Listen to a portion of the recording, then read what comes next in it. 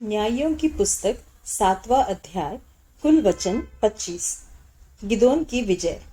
तब गिदोन, जो यरूब्बाल भी कहलाता है, और सब लोग जो उसके संग थे, सवेरे उठे और हरोद नाम सोते के पास अपने डेरे खड़े किए। और मिद्यानियों की छावनी उनकी उत्तरी ओर मोरे नाम पहाड़ी के पास तराई में पड़ी थी। तब यहोवा ने गिदोन से कहा, जो लोग तेरे संग हैं वे इतने हैं कि मैं मिद्यानियों को उनके हाथ नहीं कर सकता। नहीं तो इस्राएल यह कहकर मेरे विरुद्ध अपनी बड़ाई मारने लगे कि हम अपने ही भुजबल के द्वारा बचे हैं। इसलिए तू जाकर लोगों में यह प्रचार करके सुना दे कि जो कोई डर के मारे थरथराता हो, वह गिलाद पहाड़ से लौटकर चला जाए। तब 22,000 लोग लौट गए और केवल 10,000 रह गए। फिर यहोवा ने गिदोन से कहा, अब भी लोग अधिक है, उन्हें सोते के पास नीचे ले चल।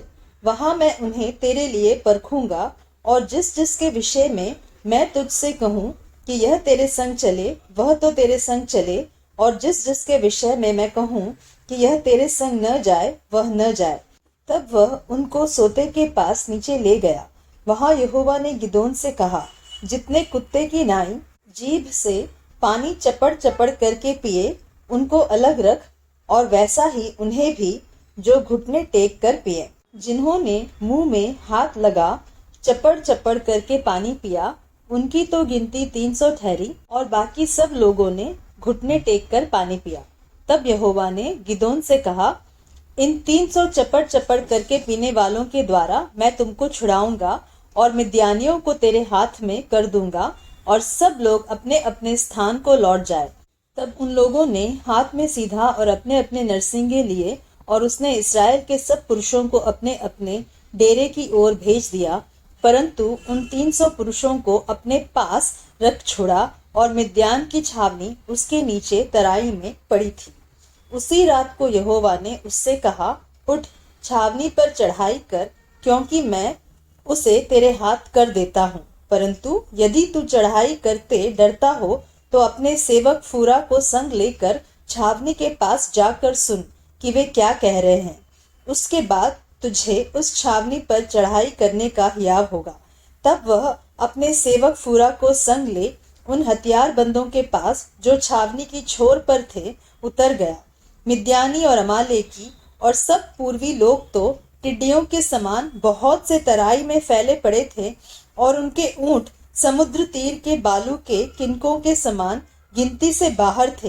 जब गिदोन वहां आया, तब एक जन अपने किसी संगी से अपना स्वप्न यों कह रहा था कि सुन, मैंने स्वप्न में क्या देखा है कि जौ की एक रोटी लुढ़कते लुढ़कते मिद्यान की छावनी में आई, और डेरे को ऐसा टक्कर मारा कि वह गिर गया, और उसको ऐसा उलट दिया कि डेरा गिरा पड़ा रहा। उसके संगी ने उत्तर दिया, यह योआश के पुत्र गिदोन नाम एक इस्राएली पुरुष की तलवार को छोड़ कुछ नहीं है। उसी के हाथ में परमेश्वर ने मिद्यान को सारी छावनी समेत कर दिया है।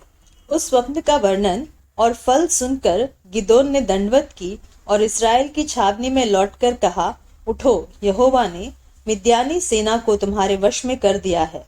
तब उसने उन 300 पुरुषों के 3 झुंड किए, और एक एक पुरुष के हाथ में एक नरसिंगा और खाली घड़ा दिया, और घड़ों के भीतर एक मशाल थी।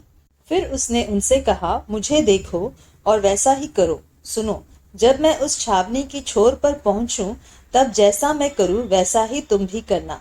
अर्थात जब मैं और मेरे सब संगी नरसिंगा फूके, तब तुम भी छावनी की चारों ओर नरसिंगे फूकना और ललकारना कि यहोवा की और गिदोन की तलवार।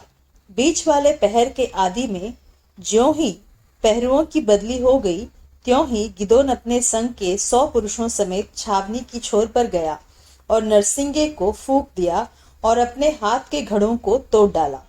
तब तीनों झुंडों ने नरसिंगों को फूंका और घड़ों को तोड़ डाला, और अपने अपने बाएं हाथ में मशाल और दाहिने हाथ में फूंकने को नरसिंगा लिए हुए चिल्ला उठे, यहोवा की तलवार और गिदोन की तलवार। तब वे छावनी के चारों ओर अपने अपने स्थान पर खड़े रहे, और सब सेना के लोग दौड़ने लगे, और उन्होंने चिल्ला चिल्ला कर उन्हें भगा दिया। और उन्होंने 300 नरसिंगों को फूंका और यहोवा ने एक एक पुरुष की तलवार उसके संगी पर और सब सेना पर चलवाई। तो सेना के लोग सरेरा की ओर बेतशित्ता तक और तब्बात के पास के आबेल महोला तक भाग गए। तब इस्राएली पुरुष नप्ताली और आशेर और मनश्शे के सारे देश से इकट्ठे होकर मिद्यानियों के पीछे पड़े। और गिदोन ने एप्रैम के सब पहाड़ी देश में यह कहने को दूत भेज दिए कि मिद्यानियों से मुठभेड़ करने को चले आओ और यरदन नदी के घाटों को बेतबारा तक उनसे पहले अपने वश में कर लो। तब सब एप्रैम पुरुषों ने इकट्ठा होकर यरदन नदी को बेतबारा तक अपने वश में कर लिया। और उन्होंने ओरेब और जेब नाम मिद्यान के 2 हाकिमों को पकड़ा और ओरेब को ओरेब नाम चट्टान पर और जेब को जेब नाम दाखरस के कुंड पर घात किया। और वे मिद्यानियों के पीछे पड़े और ओरेब और जेब के सिर यरदन के पार गिदोन के पास ले गए।